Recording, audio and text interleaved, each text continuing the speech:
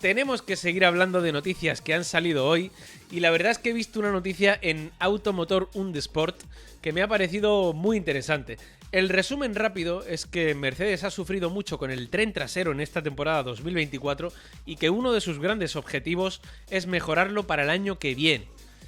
Y claro, hay un equipo llamado Aston Martin que compra a Mercedes las unidades de potencia, las cajas de cambio, las suspensiones traseras... O sea, casi toda la parte trasera del coche, por así decirlo.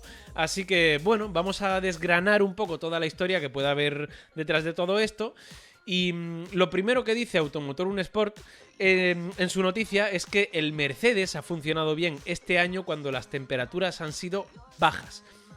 Y eso tiene todo el sentido del mundo, la verdad, porque Lewis Hamilton, por ejemplo, se marcó una vuelta bestial bajo la lluvia en la clasificación del sprint de China.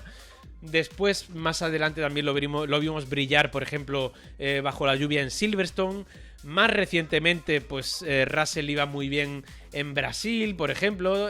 Tanto Russell como Hamilton también fueron muy rápidos en Las Vegas. Le dieron un doblete a Mercedes. Entonces, hemos visto que durante la temporada el Mercedes sí que es verdad que ha ido bien con temperaturas bajas, pero no tanto con temperaturas altas. Vale.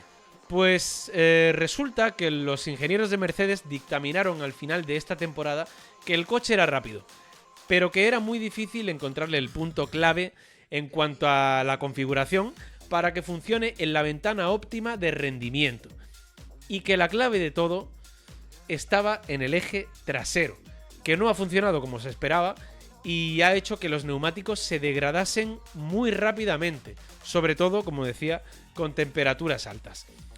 Y claro, te paras a pensar un poquito y esto es lo que le pasaba exactamente a Aston Martin también, ¿no? No es casualidad, obviamente, porque como decía, Aston Martin le compra a Mercedes las unidades de potencia, las cajas de cambio y la suspensión trasera. Y si nos fijamos en lo que pasaba el año pasado, que también le compraba todo eso, nos damos cuenta de que el Mercedes cuidaba bien las gomas, o al menos se podría decir que las cuidaba mejor que el Ferrari, y el Aston Martin también cuidaba muy bien los neumáticos. Y este año ha sido al revés, pero el patrón se repite. Mercedes no mima los neumáticos y Aston Martin tampoco mima los neumáticos. Entonces, en Mercedes tienen claras dos cosas. La primera es que el coche aerodinámicamente no ha sido un fracaso. Porque, por ejemplo, ganaron en Silverstone o en Spa, que eso ya te dice mucho, te dice que la aerodinámica es buena. O incluso podemos añadir también aquí la pole de Russell en Qatar, que sí, que fue por aquel lío y todo lo que queráis, pero Russell en la clasificación iba muy bien. Y sin embargo no tanto en carrera. Y la segunda cosa que hay que decir aquí es que el eje trasero hay que cambiarlo. Eso es lo que han dictaminado en Mercedes. La primera, que el coche aerodinámicamente no es un fracaso, y la segunda, que el eje trasero hay que cambiarlo porque la gestión de los neumáticos no ha sido buena. Y en ese sentido, se han fijado en Ferrari. Se han fijado en Ferrari porque Ferrari ha dado un cambio drástico del año pasado a este. Si os acordáis, el Ferrari del año pasado iba muy bien en clasificación, pero se venía abajo en carrera. Y este año, sin embargo, han sabido darle la vuelta a la tortilla y tenían una gestión de neumáticos impecable. Absolutamente impecable. Lo hemos visto en Ferrari, que la gestión de gomas era brutal, y lo vimos, por ejemplo, en Monza, cuando Leclerc ganó con aquella estrategia de una parada, cuidando los neumáticos muchísimo. Y bueno, pues con estos ejemplos, en Mercedes han dictaminado que el modelo a seguir es Ferrari, en este sentido, el de la gestión de gomas. ¿Y qué pretenden con todo esto? Pues obviamente meterse de nuevo en la pelea por los títulos. Y esto lo ha dicho Toto Wolff, ¿eh? Ha dicho que quiere pelear por victorias y por campeonatos. Y es que, claro, no podemos olvidar que un motor Mercedes, el del McLaren, ha sido campeón de constructores. Y eso a Mercedes le tiene que doler, porque al final es un equipo cliente que lleva tu motor y te ha dejado a ti como el equipo que no sabe hacer un coche más allá del motor. Porque si ese motor gana y el tuyo no, tu coche no es bueno. Entonces, está claro que en el apartado de la unidad de potencia no ha habido problemas. Y parece que en cuanto a la aerodinámica, por lo menos, tampoco iban tan mal. O por lo menos, viendo esos resultados en Silverstone, Spa, clasificación de Qatar, parece que aerodinámicamente no iba mal. Entonces, según el propio Toto Wolff, McLaren ha hecho simplemente un mejor trabajo de ingeniería y se ha llevado el gato al agua. Han hecho mejor trabajo y se ha llevado el título. Es lo que hay. Y uno de los problemas de Mercedes es precisamente ese eje trasero, y de ahí que vayan a cambiarlo para el año que viene. Y claro, ahora viene la parte que le gustará a Fernando Alonso, a Mike Crack, a Enrico Cardile y compañía. Y es que obviamente todo este trabajo de Mercedes repercutirá en Aston Martin. Porque si el problema de Mercedes estuviera en cualquier otra zona del coche, no tendría nada que ver con Aston Martin. Pero como el problema de Mercedes está en el tren trasero, y ya sabemos que Aston Martin compra el tren trasero a Mercedes, pues el equipo de Silverstone se va a beneficiar de esa mejora de Mercedes. Y obviamente cualquier ayuda siempre es bienvenida. Pero ¿sabéis qué es lo mejor de todo esto? Que será una mejora gratuita, entre comillas, por así decirlo. Obviamente no es gratuita, porque en el apartado del dinero es imposible decir que es gratuita porque la van a tener que pagar. Pero me refiero a que es gratuita en cuanto al esfuerzo. Porque Aston Martin simplemente va a tener que pagar por ese nuevo tren trasero, y con un total de 0 esfuerzo debería beneficiarse de esa mejora que Mercedes prepara para el año que viene. Y esto, pues sabiendo que Aston Martin tiene entre ceja y ceja el reglamento de 2026 y que gastarán pocos esfuerzos en 2025, pues la verdad que yo creo que es una noticia muy buena. Como decía, una mejora de Mercedes que va a suponer un esfuerzo 0 para Aston Martin. Además, es una mejora que viene de Mercedes, que no es de Aston Martin, que ya sabemos que la de Aston Martin normalmente hay que llamarlas actualizaciones, porque realmente suelen ser peoras, no suelen ser mejoras. Pero Mercedes, sí, aunque en los últimos años haya tenido sus problemitas y tal, siempre ha sido un equipo fiable, y ha sido un equipo que ha ganado 8 títulos de constructores consecutivos. Y que este año, por ejemplo, pues ha terminado el año con muy buen rendimiento al final, como se pudo ver en Las Vegas o en Qatar. Así que es un equipo fiable. Entonces, estamos hablando de una mejora que simplemente le va a costar dinero a Aston Martin, pero no le va a costar nada de esfuerzo. Como decía, va a ser una mejora prácticamente gratis en cuanto a las horas de trabajo, y que va a permitir a Aston Martin centrarse en 2026 desde muy temprano. Y ya sabemos que se podrá empezar a trabajar en el próximo reglamento a partir del 1 de enero del año 2025, que lo dijo la FIA, como decía al principio de este programa, después de esa reunión del Consejo Mundial de los Deportes de Motor.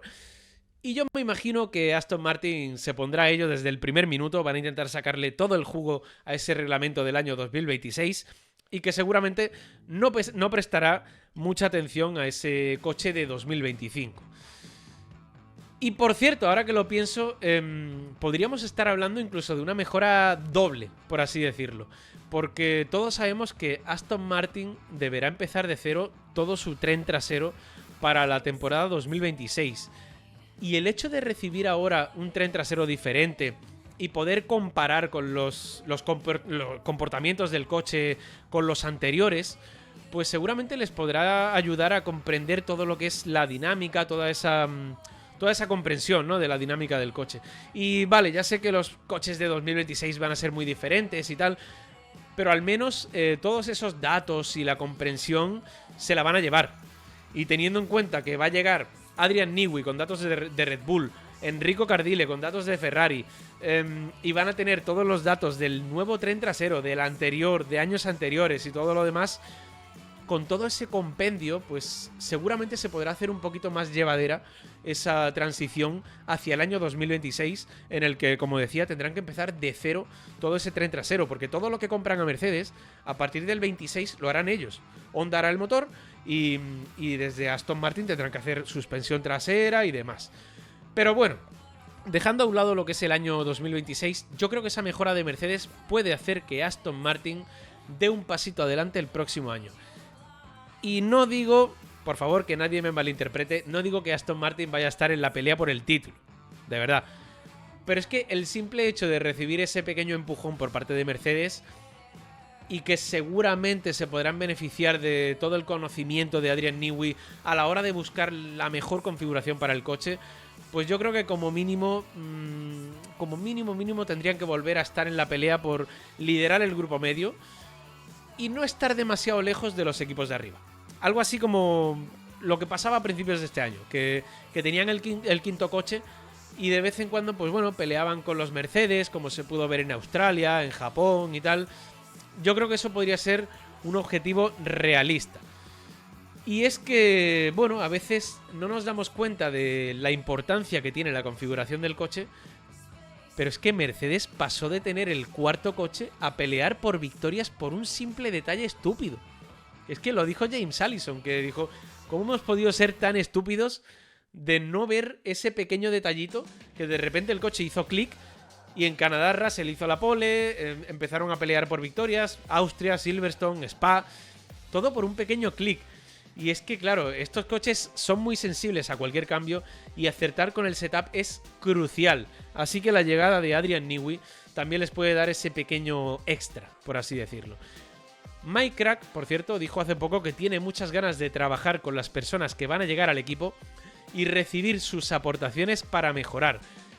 Y eso es algo que obviamente, bueno, pues también hay que tener en cuenta.